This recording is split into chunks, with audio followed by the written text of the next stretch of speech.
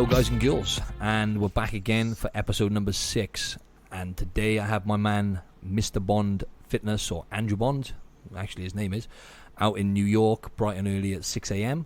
here to drop some knowledge bombs as well with me on this podcast, where we discuss how important weight training is. Now, each and every one of you know how much I pride myself on lifting weights, not just because it's great for aesthetics, but also for health and longevity, which is the most important thing, really.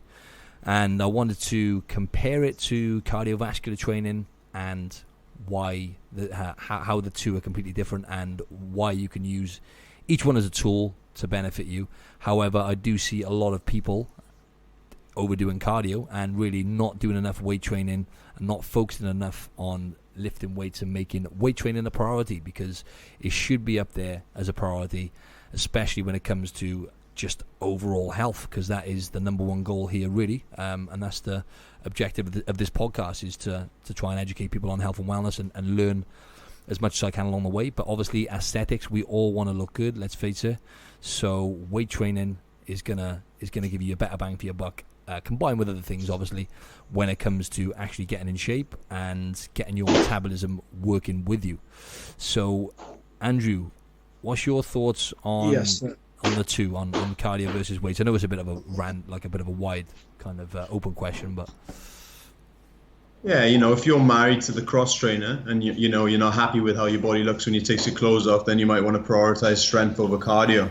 Mm-hmm. The misconception is that lifting weights should only be done to build muscle, right? And then cardio should only be used to shed body fat. That's correct. It's all short term, isn't it? Yeah.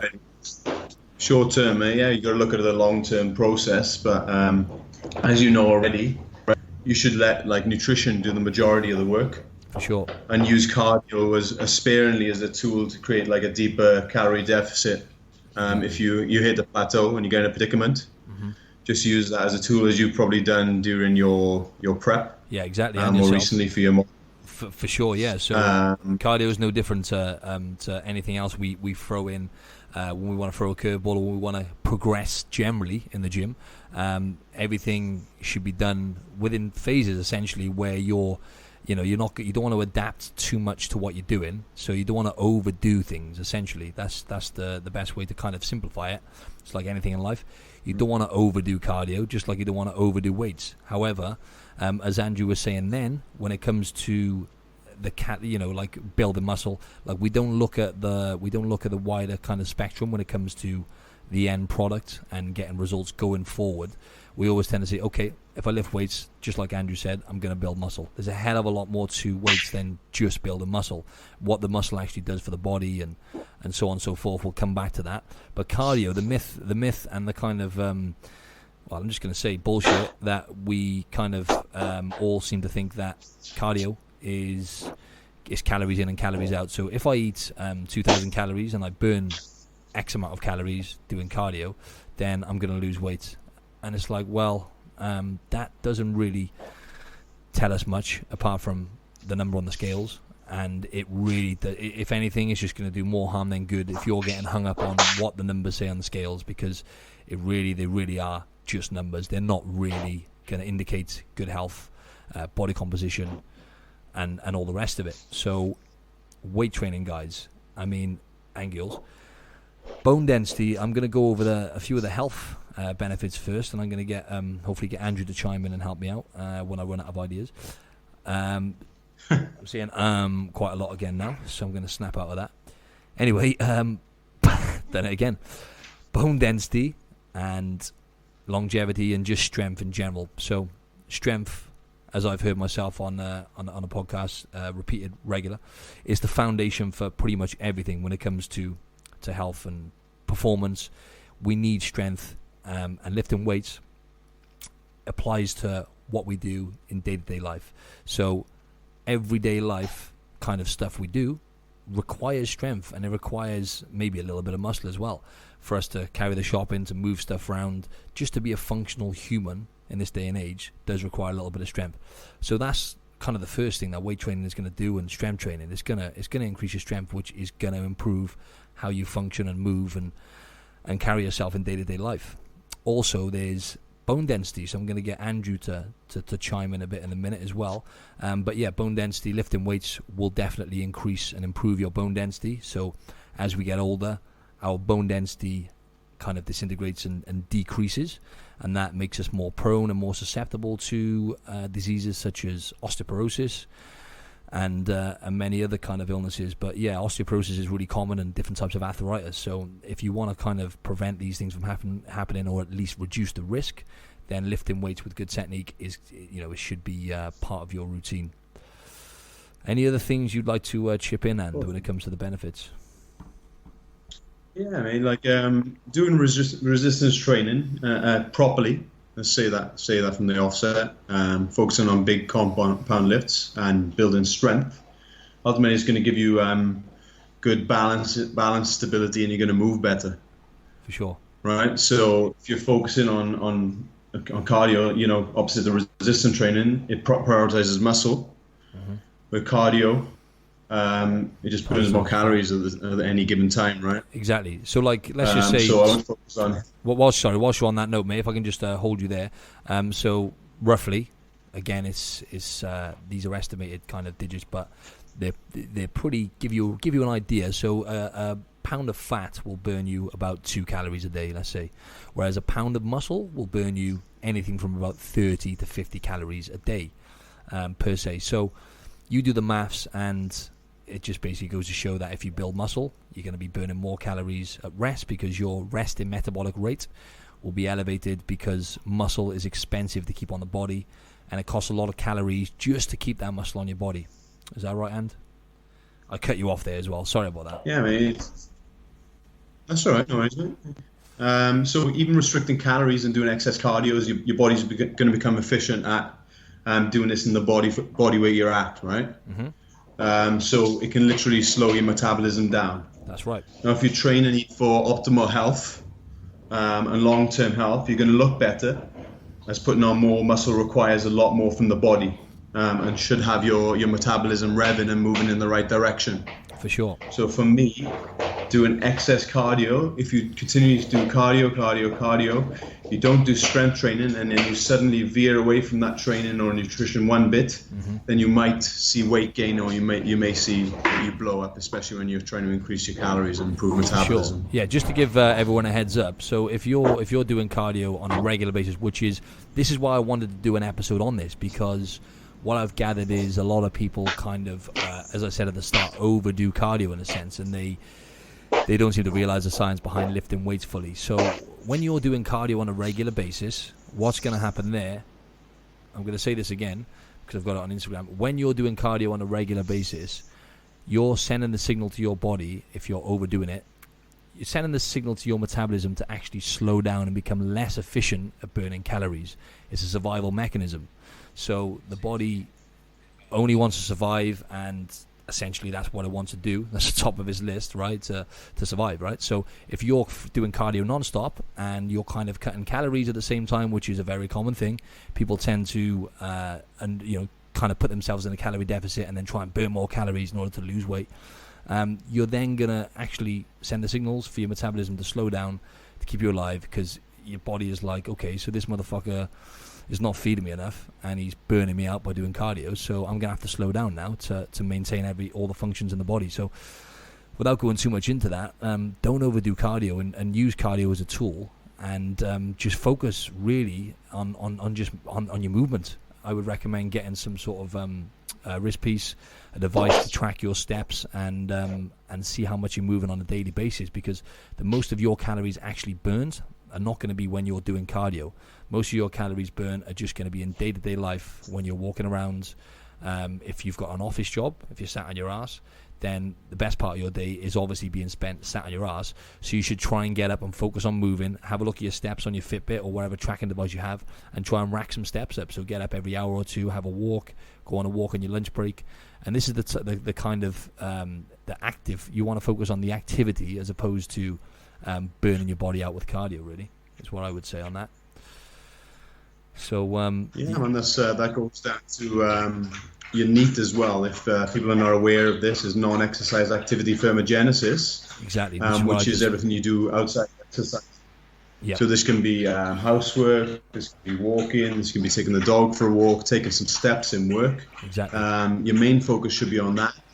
I would like to promote this because it's less impact on the body as well. So if you are used to doing a lot of high intensity interval training, sprints, it's going to be a huge impact on the body. It's going to affect the way you move, especially if you've been sat down, as Marvin just reiterated just now. If you've been sat down all day, your hips are tightening up, your posture's poor, and then you go into a high intensity session. It's probably not going to be best for you. So if you can get up and move around from your desk, then that's going to work better as well in the long term. For sure. And just like Andrew said, like what I would aim to focus on is just by making as many healthy choices as you can, really, in life in general. But when it comes to nutrition, the more healthy choices you can make with eating your food, and I'm not going to go into the ins and outs and make it sound complicated, because in reality, as a starting point and for the kind of goals most people are going to have listening to this, it's not rocket science when it comes to just making a few healthy choices and trying not to eat as much processed food and eating more whole organic foods, as I've brushed over on previous episodes. So that should be your number one, and then you want to focus on lifting weights properly, just like Andrew said. There's lifting weights, and then there's lifting weights with good technique, which are completely two different things altogether. And I do notice a lot of people kind of not lifting weights properly in the gym. I used to be one of those, but I've obviously educated myself a bit more, and I really do focus on connecting to the muscles and technique now, which is the most important part when it comes to lifting weights.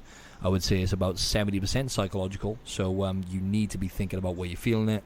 And without going too much into that, going on to another tangent now, weightlifting and nutrition in terms of aesthetics, health, longevity, okay? Because people do a lot of high intensity. It's like all these fads and kind of, actually I'm not going to say fads, but there's some big things, big kind of organizations out there, such as CrossFit, and there's one called F45 here in Australia as well, which I'm definitely not going to talk shit about, because they both have their place when it comes to health and wellness. However, people kind of overdo these things. They're just examples of high intensity training. So if you're training balls to wall day in, day out, from what I've gathered from people I've had come to me actually for sessions and they've done this kind of training in the past, it's not really sustainable. I mean, I've dabbled in it myself, and generally, when it comes to longevity in later life, it's not really going to benefit you doing super high intensity cardio day in, day out, because that's actually going to put a lot of stress on your body. It's called high intensity for a reason. It puts your body under stress because it's intense. So you don't want to overdo that kind of cardio.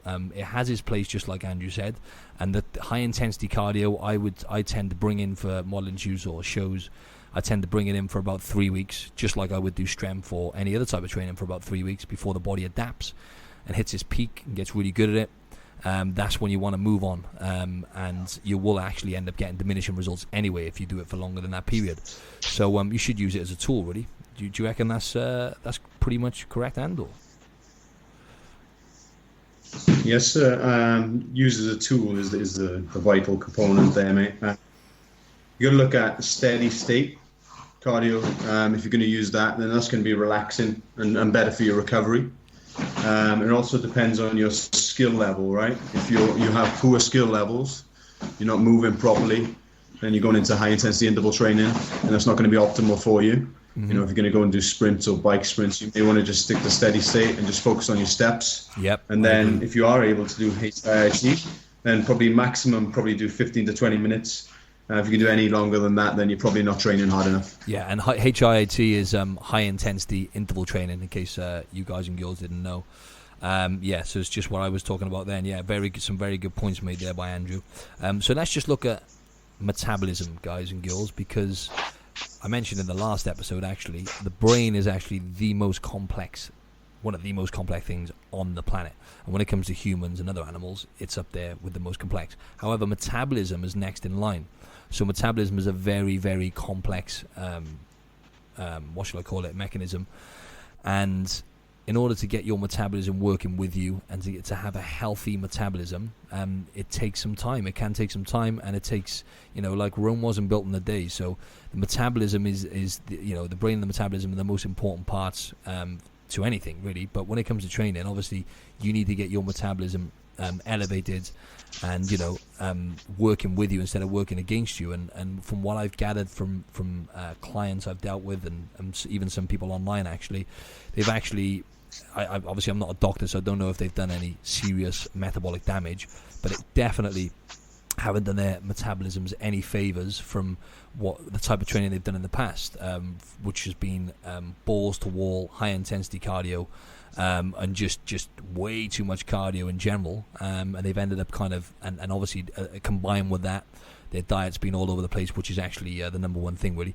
Their nutrition wasn't honed in, so then they've had issues then losing weight, and they've just basically got to a place where unfortunately their body is just stacking on body fat, and they can't put their finger on why that is, and that's because they've done maybe not permanent damage, but maybe a little bit of damage to the metabolism, or at least slowed it down a hell of a lot. So in order to get the metabolism elevated and get the metabolism roaring as such, you need to lift weights first to build some good quality muscle. Sorry, that's not first, that should be second, but you need to be eating the right foods in order to fuel your body, because food is just fuel, and a lot of us, including myself, we get a bit too attached to food and treat it as like it's a constant pleasure, as opposed to it being fuel and to nourish your body.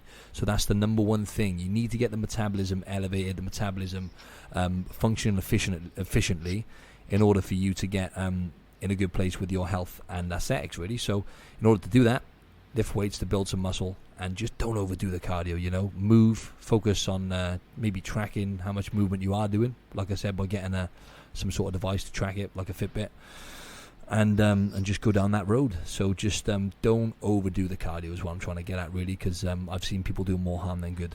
You probably have noticed that yourself, and I think we've both been there ourselves, haven't we, as well, where we've actually, and this is why we wanted to start the podcast, because we've actually been in these positions ourselves, especially when it comes to overdoing cardio, under-eating for shows or whatever. Me and Andrew have both been there, so I guess you've experienced a lot over there in New York, and with clients and stuff.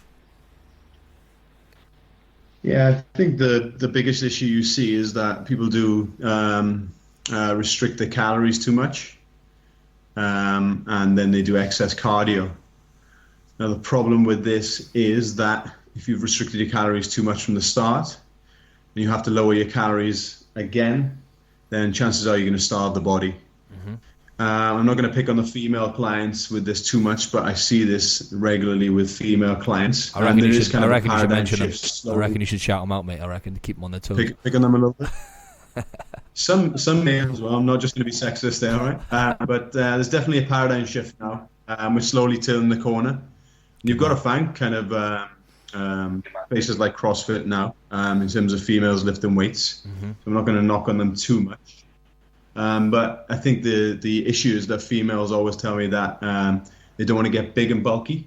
Yeah. Now, a bulky look will stem from having a good amount of muscle, but also you also may have a large amount of body fat covering that. For sure. So to better look and get leaner, then you have to keep your overall calories in check. Definitely. And you can do that literally by strength training and focus on your diet. It doesn't have to be cardio every day. Exactly. Believe me. And I wanted to go ultimately that could have negative metabolism, For sure, yeah. I wanted to pick you up. Well, not pick you up. I wanted to just elaborate a bit more on something you said there about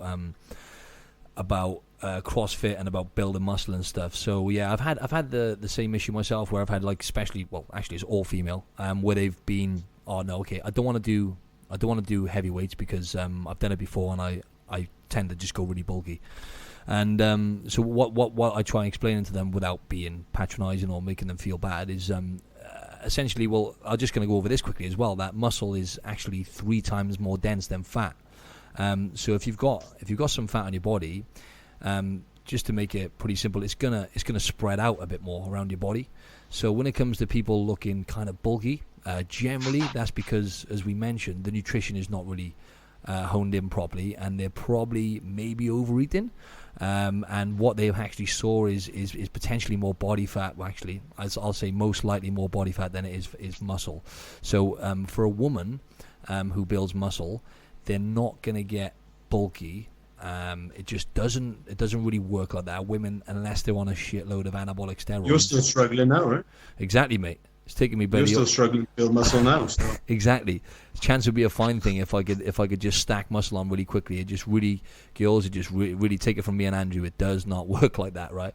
So you're not going to get bulky unless essentially you're overeating. So if you get your nutrition just not 100% right, even if you got your nutrition kind of 60-70% right, chances are you're going to get a bit leaner, and you're going to build, as you're building muscle, you're going to start losing body fat, and you're going to be on the right tracks for your well, I'm not going to say beach body, but on the tracks to be the best version of yourself. So I would just focus on lifting weights and not worrying about getting bulky, because that, take it from me, is not going to happen unless you're eating a copious amount of calories non-stop. So yeah, don't worry too much about the bulky side of it, ladies. Just wanted to bring that one up. Yeah, and so just focus going back. We're gonna have to like kind of finish up on this one soon, but yeah, just to kind of again cap it off and skim over it.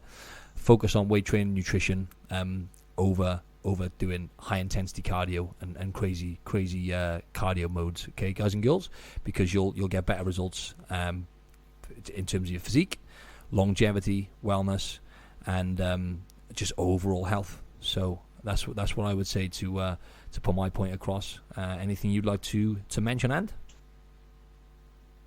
Yeah, like you said, strength training should be your priority for losing your body fat, and it's not going to limit athleticism either. It's going to help you move better. And if you are female out there, you can have tremendous benefits from it, and lo and behold, it will make you big and bulky, I promise you. It will not happen, girls. I've been lifting weights for 15 years, and I'm still nowhere near as bulky as I want to be. And Andrew's pretty much in the same boat, aren't you, mate? Thanks, mate. And we have... I mean, a good mood for the day. I'm shooting you down with me, mate. I'm taking him right down. Nah, but... 2-hour gym session. No, but yeah, that's it. I mean, lifting weights, I mean, for guys, we have much higher testosterone levels than women. So for a woman to get bulky and stacked, it's just quite simply extremely rare. So don't worry about that, girls. Lift weights, lift heavy weights with good technique, and see what happens. So yeah, we're going to leave it there before we go off on another tangent. But yeah, go hit me up on Instagram at Martin Silva Fitness. Go give me a follow, check me out. Also, Martin Silva Fitness on YouTube. Please subscribe to my channel, would mean a lot. And also, obviously the podcast, please give me a 5-star review, and if you could subscribe, that would be a massive help. Thank you very much. Andrew, fire away, mate. Thank you guys for listening in. My Instagram is Mr. Bond Fitness, so at Mr. Bond Fitness, and inquiries to mrbondfitness@gmail.com. Thank you.